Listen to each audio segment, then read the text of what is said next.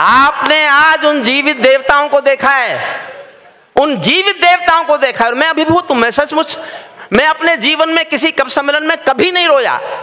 आज ने मैं जाने कितनी बार मैं रोया, और मेरा मन करता था मैं भागूं, ऊपर आऊं और इन सैनिकों के, इन बेटों का पैर छू करके इनके पैर छू लूं, और मुझे कुछ पुण्य इनके मिल जाएंगे जो इन्होंने देश के लिए किया, जो देश के लिए किए। आदरणीय गुरमीत साहब, आपने जो दिखाया, आप हमारे, मैं सबके नाम मुझे याद नहीं आए, मैं मेरठ कॉलेज में, मेरठ यूनिवर्सिटी में पढ़ाता था, अब तो मैं भी रिटायर हो गया। कैप्टन मनोज तलवार का पार्थिव शरीर आया था मेरे शहर में। मैं उस पार्थिव शरीर को, अंतिम यात्रा जो होती है उसमें शामिल हुआ था। आगे मैं अंतिम दर्शन के लिए नहीं जा पाया था। मैंने पीछे खड़े होकर एक छोटी सी कविता लिखी थी कैप्टन मनोज तलवार के अंतिम संस्कार में। अगर मुझे आदरणीय संचालक जी और मंच आज्ञा दे, स्वागत, क्योंकि मेरा नंबर बहुत बाद में आएगा, तब तक हमारे कुछ अतिथि चले जाएंगे, इसलिए मेरा मन है, मैं अपने को रोक नहीं पा रहा। कुल 3 मिनट की कविता है, मुझे उस कविता को पढ़ने की अनुमति ये सदन दे दे। मैं सबसे पहले करगिल के शहीदों पर एक कविता सुनाना चाहता हूँ। मैंने पिछले 20 साल में लगभग अधिकतर अपने मेरे लेखन का 80% सेना पर है, शहीदों पर है, आतंकवाद पर है, जम्मू पर है, कश्मीर पर है, करगिल पर है। बाद में मेरा नंबर सबसे बाद में आएगा, मैं जानता हूं, लेकिन ये एक कविता मैं पहले सुना देना। जो लोग उठ के जा रहे हैं, अभी बैठे हैं,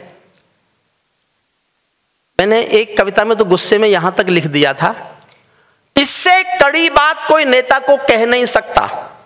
और मैंने इतनी चालाकी से कही कि नेता की समझ में आए नहीं और समझ में आए तो इतनी देर में आए जितनी देर में मैं वहां से निकल जाऊं। मैंने लिखा था, सैनिक अपने प्राण गंवाकर देश बड़ा कर जाते हैं। सैनिक अपने प्राण गंवाकर, देखिए मैंने कितनी सख्त बात कही है, सोचना नेताओं पर इससे सख्त कोई बोल नहीं सकता। सैनिक अपने प्राण गंवाकर देश बड़ा कर जाते हैं, बलिदानों की बुनियादों पर राष्ट्र खड़ा कर जाते हैं। जिनको मां के बलिदानी बेटों से प्यार नहीं होगा, उन्हें तिरंगे को लहराने का अधिकार नहीं होगा। उन्हें तिरंगे को लहराने का अधिकार। जिंदाबाद।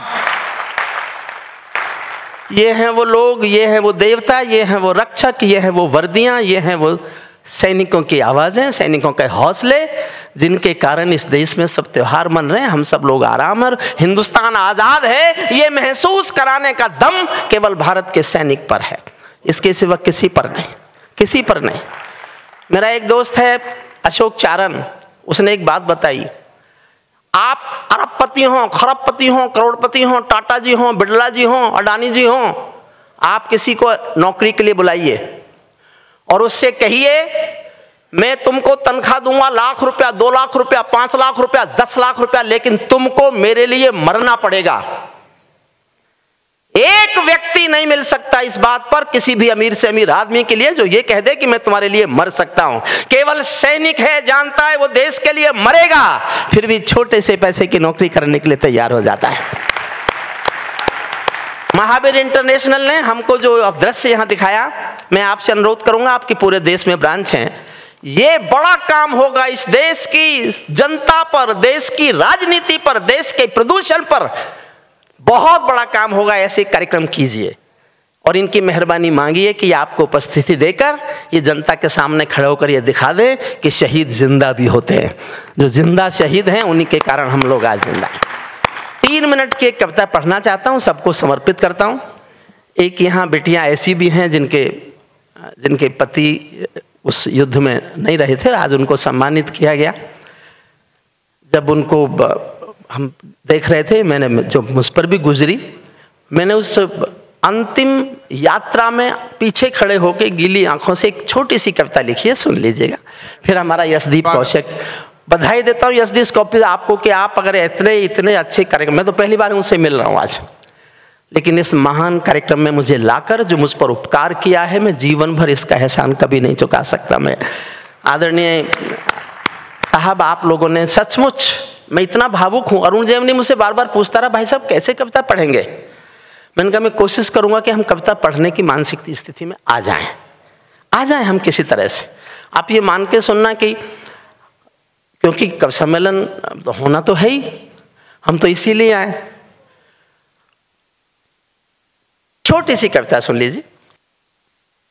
मैं केशव का 5 जन्म भी गहन मौन में खोया हूं। मैं गीतकार नहीं, हमारी बेटियां गीतकार बैठी, लेकिन भीतर कहीं, बहुत भीतर कहीं जब कुछ टूटता है तो ऐसा भी लिखा जाता है। मैं केशव का 5 जन्म भी गहन मौन में खोया हूँ। उन बेटों की याद कहानी लिखते लिखते रोया हूँ। उन बेटों की याद कहानी लिखते लिखते रोया हूँ। जिस माथे की कुमकुम बिंदी वापस लौट नहीं पाई, चुटकी झुमके पायल ले गई कुर्बानी की अमराई। कुछ बहनों की राखी जल गई है बर्फीली घाटी में, वेदी के गठबंधन मिल गए हैं करगिल की घाटी में। पर्वत पर कितने सिंदूरी सपने दफन हुए होंगे, बसंतों के मधुमासी जीवन हवन हुए होंगे। टूटी चूड़ी धुला महावर रूठा कंगन हाथों का, कोई मोल नहीं दे सकता बासंती जज्बातों का, कोई मोल नहीं। टूटी चूड़ी धुला महावर रूठा कंगन हाथों का, कोई मोल नहीं दे सकता बासंती जज्बातों का। जो पहले पहले चुंबन के बाद लाम पर चला गया, एक पल का एहसास जीना। और मैं 20 साल से पढ़ रहा हूं ये कविता, लेकिन इससे पवित्र मौका जहां मैंने जिनके लिए लिखी उनके चरणों में बैठ के पढ़ने का मौका मुझे महावीर इंटरनेशनल ने दिया। मैं इस बात को जीवन में कभी नहीं भूलूंगा। जो पहले पहले चुंबन के बाद लाम पर चला गया, नई दुल्हन की सेज छोड़कर युद्ध काम पर चला गया। उनको भी मीठी नींदों की करवट याद रही होगी, सबको परिवार याद आता है। उनको भी मीठी नींदों की करवट याद रही होगी, खुशबू में डूबी यादों की सलवट याद रही होगी, खुशबू में डूबी यादों की सलवट। और मैं अपने जीवन की सबसे अच्छी पंक्ति कर्नल गुरमीत सिंह जी आपके चरणों में भेंट करता हूं। मैंने इससे अच्छा जीवन में कुछ लिखा ही नहीं। रोया भी बहुत था, लेकिन मुझे लगा मैं जीवन में एक ही पंक्ति अच्छी लिख पाया हूं, वो पंक्ति आपको सौंपता हूं। मुझे दुआएं देना तालियों से, अगर ऐसी पंक्ति मैंने एक और लिख ली ना तो महसूस करूंगा मैं कवि हो गया हूं। जीवन की सबसे अच्छी पंक्ति सुनो। उनको भी मीठी नींदों की करवट याद रही होगी, खुशबू में डूबी यादों की सलवट याद रही होगी। उन आंखों की 2 बूंदों से 7 सागर हारे हैं, उन आंखों की 2 बूंदों से 7 सागर हारे हैं। जब मेहंदी वाले हाथों ने मंगलसूत्र उतारे हैं, जब मेहंदी वाले हाथों ने मंगलसूत्र उतारे हैं। गीली मेहंदी रोई होगी छुपके घर के कोने में। मैं एक ऐसी बिटिया को जानता था जहां मैं पढ़ाता हूं, वो एक फौजी से प्यार करती थी। ना बिटिया ने घर पे बताया, लड़की ने घर बताया, ना फौजी ने अपने घर बताया। दोनों ने शादी का भी तय कर लिया कि अगली छुट्टी में फौजी आएगा तो शादी करेंगे। वो लड़की उस फौजी के नाम की मेहंदी रचा रही है बैठी हुई, और जिस समय मेहंदी रचा रही है उसके नाम की, उसी समय खबर आती है फौजी शहीद हो गया। इस पल को जीना मेरे साथ। गीली मेहंदी रोई होगी छुपके घर के कोने में, ताजा काजल छूटा होगा चुपके चुपके रोने में। जब बेटे की अर्थी आई होगी सोने आंगन में, जब बेटे की अर्थी आई होगी सोने आंगन में, शायद दूध उतर आया हो बूढ़ी माँ के दामन में, शायद दूध उतर आया हो बूढ़ी माँ के दामन में। वो विधवा पूरी दुनिया का बोझा सर ले सकती है। संसार के किसी भी मुल्क में, किसी भी मजहब में स्त्री अर्थी को कंधा नहीं देती। करगिल के युद्ध में एक बेटा शहीद हुआ था, वीरेंद्र सिंह। भरतपुर के पास एक गांव है अजान। जब सेना के लोग उसका पार्थिव शरीर लेकर आए तो उसकी पत्नी गायत्री देवी नाम है उनका, उन्होंने अफसरों की मर्जी के खिलाफ, गांव के लोगों की मर्जी के खिलाफ शादी के दिन के कपड़े पहने और शमशान घाट तक अपने पति की अर्थी को कंधा दिया। ये दुनिया की पहली घटना थी जब कोई औरत अर्थी को, उसके बाद तो काफी घटनाएं घटी, लेकिन पहली घटना थी ये। मैंने इस पर एक लाइन लिखी है, आपका मन मांगती है, समर्थन मांगते सदन का सुनना। तब बेटे की अर्थी आई होगी सोने आंगन में, शायद दूध उतरवाया हो बूढ़ी माँ के दामन में। वो विधवा पूरी दुनिया का बोझा सर ले सकती है, वो विधवा पूरी दुनिया का बोझा सर ले सकती है, जो अपने अपने पति की अर्थी को भी कंधा दे सकती है, जो अपने पति की अर्थी को भी कंधा दे सकती है। मैं ऐसी हर देवी के चरणों में शीश झुकाता हूँ, इसीलिए मैं कविता को हथियार बना कर गाता हूँ, इसीलिए मैं कविता को हथियार बना कर गाता हूँ। जिन बेटों ने पर्वत काटे हैं अपने नाखूनों से, देखिए आपने पहाड़ियां ऐसे चढ़े होंगे, मैंने कल्पना की है। अंतिम 6 पंक्तियां सैनिक के शौर्य पर बोल रहा हूं। मैंने सैनिक के शौर्य पर केवल 6 लाइन लिखी हैं इस कविता में, वो सुनिए। जिन बेटों ने पर्वत काटे हैं अपने नाखूनों से, उनकी कोई मांग नहीं है दिल्ली के कानूनों से, उनकी कोई मांग नहीं है दिल्ली के कानूनों से। जो सैनिक सीमा रेखा पर ध्रुवतारा बन जाता है, उस कुर्बानी के दीपक से सूरज भी शर्माता है। गरम दहानों पर तोपों के जो सीने अड़ जाते हैं, उनकी गाथा लिखने को अंबर छोटे पड़ जाते हैं। उनके लिए हिमालय कंधा देने को झुक जाता है, कुछ पल को सागर की लहरों का गर्जन रुक जाता है। उस सैनिक के शव का दर्शन तीर्थ जैसा होता है, चित्र शहीदों का मंदिर की मूर्त जैसा होता है। चित्र शहीद, बहुत बहुत धन्यवाद। मुझे बस एक आज्ञा दे दीजिए, मेरी कमर में थोड़ी प्रॉब्लम है, पिछले दिनों बीमार हो गया था। मुझे बैठ के पढ़ने के लिए एक ताली बजा दीजिए एक बार, मैं फिर सुना। मैं ऐसा मानता हूं हमारा जो नया नेतृत्व है वो हर समस्या का हल कर देगा। डीजल 10 रुपये हो जाएगा, बुलेट ट्रेन हमारे घर से सवारी लेने आया करेगी, लेकिन कश्मीर से हमारे बेटे तिरंगे में लिपट कर आते रहे तो जनता जवाब तो मांगेगी, जनता जवाब तो मांगेगी। ये कैसे डरता पाकिस्तान। मैं 2 लाइन पढ़ रहा हूं, इस तेवर को आपने स्वीकार लिया तो यही कविता सुनाऊंगा, वरना मेरे पास ताली बजवाने वाली बहुत कविताएं। अनिल अग्रवंशी मुझसे ही सीखा है,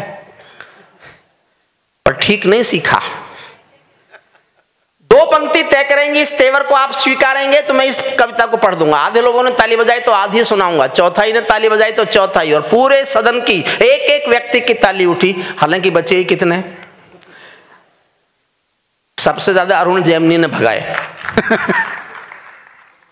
और खुद भाग गया। 2 लाइन तय करेंगे साहब, इस तेवर को आप स्वीकारेंगे। योद्धा बैठे हैं इसलिए इस कविता को सुनाना चाहता हूं, तो मैं पूरी कविता सुनाऊंगा। ये पाकिस्तानी गालों पर दिल्ली के चाटे होते, ये पाकिस्तानी गालों पर दिल्ली के चाटे होते, गर हमने 2 के बदले में 20 शीश काटे। वाह वाह वाह वाह वाह, यही सुनाऊं साहब? जिंदाबाद। एक बार तालियां उठाइए, ये पता ना लगे कि आप कम लोग हैं।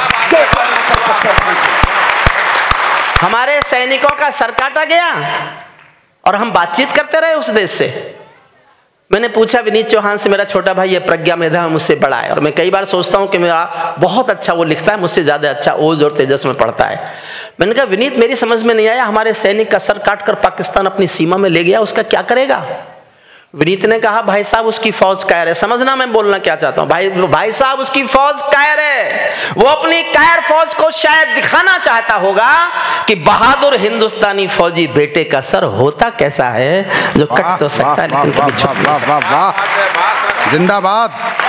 10 सेकंड और मांगता हूं। मैंने इतने गुस्से में कविता क्यों लिखी, जल्दी से बताता हूं। मैंने एक कहानी पढ़ ली। कहानी यह थी कि एक पिंजरे में तोता था किसी के पास पालतू। एक दिन मालिक ने तोते से कहा मैं पड़ोसी गांव जा रहा हूं, तेरा खाना शाम तक का मैंने पिंजरे में रख दिया है, खा लेना। तोता बोला मालिक उस गांव में मेरे गुरुजी रहते हैं। मालिक बोला तो मैं क्या करूं? बोले मेरी राम राम तो बोल सकते हो। मालिक ने कहा मिलेगा तो बोल दूंगा। मालिक पड़ोसी गांव गया, जाके पूछा यहाँ कोई मेरे पिंजरे के पालतू तोते का गुरु है क्या? एक बूढ़ा तोता उठ के आया, उसने कहा मैं हूं। उसने कहा तो मेरे पालतू तोते ने पिंजरे से तुमको राम राम भेजी है। बूढ़े तोते ने सुना और मर गया। मालिक लौट के आया, तोते ने आते ही पूछा मेरे गुरुजी मिले? मालिक बोला काय का तेरा गुरुजी? मैंने तेरी राम राम बोली, वो तो सुनते ही मर गया। इतना सुनते ही पिंजरे का तोता भी मर गया। मालिक ने जब पिंजरे का दरवाजा खोला तो तोते की आत्मा कहती चली गई कि मालिक तुम समझे नहीं, मेरे गुरु ने मेरे लिए संदेश भेजा है कि जिसको आजाद होना है उसे मरना आना चाहिए। और ये बात मैंने आपको केवल इसलिए सुनाई, भारत 1947 में आजाद हुआ, लेकिन फिर कभी एक साथ खुले हाथों से मरने के लिए तैयार नहीं हुआ, इसलिए खंडों में मरता रहा। कभी पठानकोट में मरा, कभी बंबई में मरा, कभी संसद में मरा, कभी उरी में मरा, कभी अनंतनाग में मरा, कभी कहीं कभी कहीं। हम एक बार मरने को तैयार हों तो हम जीना सीख सकते हैं। मैं इस कविता इसलिए सुना रहा हूं, सुनिएगा। ये आतंकों के गालों पर दिल्ली के चांटे होते, गर हमने 2 के बदले में 20 शीश काटे होते, बार बार दुनिया के आगे हम ना शर्मिंदा होते, और हमारे सारे सैनिक सीमा पर जिंदा होते, और हमारे सारे सैनिक सीमा पर जिंदा होते। ये कैसा परिवर्तन है खुददारी के आचरणों में, सेना का सम्मान पड़ा है चरमपंथ के चरणों में, किसका खून नहीं खोलेगा सुन पढ़कर अखबारों में। सिंहों की गर्दन कटवा दी चूहों के दरबारों में, सिंहों की गर्दन कटवा दी चूहों के दरबारों में। बार बार की गद्दारी को भारत क्यों सह जाता है? और अगली पंक्ति जो मैंने लिखी है वही आपके दिलों में हो, वही हमारे योद्धाओं के दिलों में हो, तो मैं फिर समर्थन मांगता हूं। बार बार की गद्दारी को भारत क्यों सह जाता है? ज्यादा संयम भी दुनिया में कायरता कहलाता है। ज्यादा संयम भी दुनिया में कायरता कहलाता है। हमने 70 साल खो दिए श्वेत कपोत उड़ाने में, खूनी पंजों के गिद्धों को गायत्री समझाने में। भैंस के आगे बीन बजाना बहुत हो चुका बंद करो, खुद को बिच्छू से कटवाना बहुत हो चुका बंद करो। नाक फनी पर बेला चंपा कभी नहीं खिलने वाले, पत्थर की आंखों में आंसू कभी नहीं मिलने वाले। बंदूकों की गोली का उत्तर सद्भाव नहीं होता, हत्यारों के लिए हिंसा का प्रस्ताव नहीं होता, कोई विषधर कभी शांति के बीज नहीं बो सकता है, और भेड़िया शाकाहारी कभी नहीं हो सकता है। और भेड़िया, जोश कम मत कीजिए, मैं आपका जोश चाहता हूं। और भेड़िया शाकाहारी कभी नहीं हो सकता है। जब सिंहों की राजसभा में गीदड़ गाने लगते हैं तो हाथी के मुंह के गन्ने चूहे खाने लगते हैं। रावलपिंडी वालों को सपने में काल दिखाओ तो, भारत माता की आंखों के डोरे लाल दिखाओ तो, दिल्ली वालों ठोकर मारो दुनिया के हथकंडों पर। इजराइल से जीना सीखो अपने ही भूखंडों पर, इजराइल से जीना सीखो अपने ही भूखंडों पर। भारत माता का बंटवारा है जिनकी अभिलाषा में, वे समझेंगे अर्जुन के गांडीव धर्म की भाषा में। और साहब कब तक देखेंगे तिरंगे में लिपटे हुए अपने बेटों को? कब तक रोज तिरंगे में आएंगे हमारे बेटे लिपट कर? मैं दुखी होकर एक बात बोल रहा हूं, यह सिद्धांत नहीं है, लेकिन अगर आदमी बहुत बीमार हो तो भगवान से कभी कभी कहता है या तो मुझे उठा ले या मुझे ठीक कर दे। उसी एहसास से एक पंक्ति जन्मी है। मैं देखना चाहता हूं हैदराबाद के लोग महावीर इंटरनेशनल के इस आयोजन में मेरे बात का कितना समर्थन करते हैं। भारत माता का बंटवारा है जिनकी अभिलाषा में, वे समझेंगे अर्जुन के गांडीव धर्म की भाषा में। फूल अमन के कभी नहीं खिलते कायर पर पार्टी में, नेहरू जी के श्वेत कबूतर मरे पड़े हैं घाटी में। दिल्ली वालों अपने मन को बुद्ध करो या क्रुद्ध करो, कश्मीर को दान करो या गद्दारों से युद्ध करो। कश्मीर को दान करो या गद्दारों से युद्ध करो। जिंदाबाद। जेल भरे क्यों बैठे हैं हम आदमखोर दरिंदों से? आजादी का दिल घायल है जिनके गोरख धंधों से। घाटी में आतंकवाद के कारक बने हुए हैं जो, बच्चों की मुस्कानों के संहारक बने हुए हैं जो, उन जहरीले नागों को भी दूध पिलाती है दिल्ली, मेहमानों जैसी बिरयानी चिकन खिलाती है। क्या बात, वाह वाह वाह वाह वाह। और जानते हो अजहर मसूद कौन है? ये वही है जिसको भारत सरकार हवाई जहाज में बिठा के कंधार छोड़ने गई थी। हवाई जहाज का अपहरण हुआ था 1999 में, 2000 में।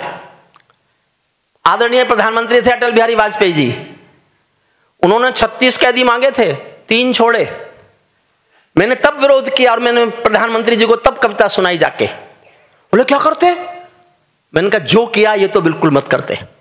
मैंने तब लिखा, अगर मेरी बात मान ली होती तो आज ये समस्या ही नहीं होती। मैंने तब लिखा था जब हवाई जहाज के अपहरण के बदले हमने 3 आतंकवादी छोड़ दिए थे। मैंने तब कहा था जब हत्यारों ने इंसानी रिश्ते नाते त्यागे थे और फिरौती में दिल्ली से 36 कैदी मांगे थे, तब दिल्ली वालों ने केवल निर्णय एक लिया होता, 36 के 36 को तोप के मुंह से बांध दिया होता, 36 के 36 के तोप से मुंह से बांध दिया होता, और चुनौती दे दी होती सीधे रावलपिंडी को। भीष्म पिता में क्षमा नहीं कर सकते और शिखंडी को। काश हमारी दिल्ली की आंखों में काल दिखा होता और अटल जी की आंखों में डोरा लाल दिखा होता। नयन तीसरा डमरू वाले शिव ने खोल दिया होता, लाल किले पर सीना ठोक के हमने बोल दिया होता, अगर खरोंचे भी आए जो भारत के बाशिंदों को, जिंदा एक नहीं छोड़ेंगे बंदी पड़े दरिंदों। वाह वाह, क्या बात, वाह, जिंदाबाद। और पहली बार देखने को मिला अभिनंदन जब पाकिस्तान के पास था, तब ये भाषा बोली गई केवल 24 घंटे, और वो मुल्क घुटनों पे आया और अभिनंदन हमारा वापस आया। अभिनंदन वापस आया। पहली बार ये भाषा बोली गई थी, पहली भाषा कि वो कत्ल की रात होगी। मैं कहना क्या चाहता हूं, जिनके कारण पूरी घाटी जली दुल्हन सी लगती है, पूनम वाली रात चांदनी चंद्र ग्रहण सी लगती है, जिनके कारण माँ की बिंदी दाग दिखाई देती है, वैष्णो देवी माँ के घर में आग दिखाई देती है, उनके पैरों बेड़ी जकड़े जाने में देरी क्यों है, उनके फन पर एड़ी रगड़े जाने में देरी क्यों।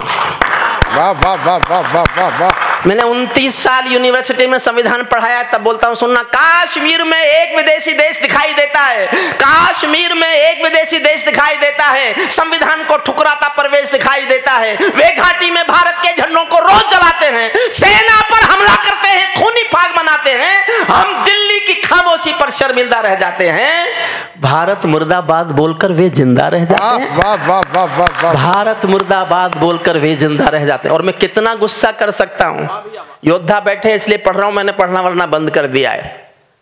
8 दिन हो गए थे उरी पर हमला हुए, भारत सरकार ने कोई फैसला नहीं किया, मैंने 2 लाइन लिखी थी, वो पहुंच गई थी दरबार में, उसके बाद हुआ स्ट्राइक। मैं कितने गुस्से में था आप सोच नहीं सकते। और आपको लगे कि देश के लिए, मेरे दिल में देश के सिवा कुछ है ही नहीं, पीछे से बता रहे थे हुई नहीं, मेरे दिल में सिर्फ देश है, मैंने किसी लड़की को भी नहीं आने दिया इस दिल में, विश्वास कीजिए। पीछे ऐसे बैठे जिनके कई आ गई। मैं कितना गुस्सा कर सकता हूं, मैं योद्धाओं के चरणों में पंक्ति रखता हूं, मैं देश के लिए अपने गुस्से को कहां तक ले जा सकता हूं। मैंने 8 दिन तक जब कोई फैसला नहीं हुआ तो मैं कितने गुस्से में आ गया था सुनना। और आपको लगे देश के लिए गाने वाले किसी कवि को इतना हक होना चाहिए, तो मैं अपने हक पर मोहर चाहता हूं, चुप मत रहना। जिंदा काश्मीर में एक विदेशी देश दिखाई देता है, भारत मुर्दाबाद बोलकर वे जिंदा रह जाते हैं, भारत मुर्दाबाद बोलकर वे जिंदा रह जाते हैं। शायद तुम भी सत्ता मद के अहंकार में बैठे हो, क्या 17 मंत्री मरने के इंतजार में बैठे हो? क्या 17 मंत्री मरने के इंतजार में बैठे हो? सेना पर पत्थरबाजों को कोई इतना समझा दो। और मदद चाहता हूं आपकी, सबका समझदारी से, सबका समर्थन चाहता हूं, अपने योद्धाओं के चरणों में रखता हूं, उनका समर्थन मांगता हूं। सेना पर पत्थरबाजों को कोई इतना बतला दो, ये गांधी के गाल नहीं है, उनको इतना समझा दो। ये गांधी के गाल नहीं है, उनको इतना समझा दो। दिल्ली वालों, सेना को भी कुछ निर्णय ले लेने दो, एक बार पत्थर का उत्तर गोली से दे लेने दो, एक बार पत्थर का उत्तर गोली से दे लेने दो। जब चौराहों पर हत्यारे महिमा मंडित होते हो, मैं बहुत जोश में पढ़ूंगा और मेरा अनुरोध है जोश में सुनना। जब चौराहों पर हत्यारे महिमा मंडित होते हो, भारत माँ की मर्यादा के मंजर खंडित होते हो, जब कच्छ भारत के नारे हो, गुलमर्गा की गलियों में शिमला समझौता जलता हो बंदूकों की नलियों में, तो केवल आवश्यकता है हिम्मत की, खुददारी की। दिल्ली केवल 2 दिन की मोहलत दे दे तैयारी की। सेना को आदेश थमा दो, घाटी गैर नहीं होगी। जहां तिरंगा नहीं मिलेगा उनकी खैर नहीं होगी। जहां तिरंगा नहीं मिलेगा, जहां तिरंगा नहीं मिलेगा उनकी खैर नहीं होगी। बर्मा बांग्लादेश तलक सीमा पर ऐंठे रहते थे और हमारे नेता चूड़ी पहने बैठे रहते थे। दिल्ली डरी डरी रहती थी पाक चीन की बॉर्डर पर, सेना बांधे हाथ खड़ी रहती थी किसके ऑर्डर पर? दुनिया को एहसास कराओ, हम निर्णय ले सकते हैं, हम भी ईंटों का उत्तर पत्थर से दे सकते हैं। अब तो वक्त बदलना सीखो, डरते डरते जीने का। दुनिया को एहसास कराओ 56 इंची सीने, दुनिया को एहसास कराओ 56, अंतिम पंक्तियां पढ़ता हूं। दुनिया को एहसास कराओ 56 इंची सीने का। सिंहासन के माने होते हैं सिंहों का आसन हो, कायरता से दूरटल संकल्पों का अनुशासन हो। राजमहल के आचरणों की गंध हवा में जाती है, राजा कायर हो तो बिल्ली सिंहों को धमकाती है। क्या बात। और अगली पंक्ति विदा करना। बहुत बहुत बधाई, बहुत बहुत धन्यवाद इंटरनेशनल ग्रुप को, अपने योद्धाओं को। हमने तीर्थ किया और इस तीर्थ को हम जीवन में कभी नहीं भूलेंगे। मैंने तो 40 साल में इससे बड़ा कोई फंक्शन नहीं देखा। अंतिम पंक्तियां, दिल्ली राजा कायर हो तो बिल्ली सिंहों को धमकाती है। भारत एक अखंड राष्ट्र है, 1.25 अरब की ताकत है, कोई हम पर आंख उठा ले किसकी भला हिमाकत है। धरती अंबर और समंदर को यह भाषा समझा दो, दुनिया के हर पंच सिकंदर को यह भाषा समझा दो।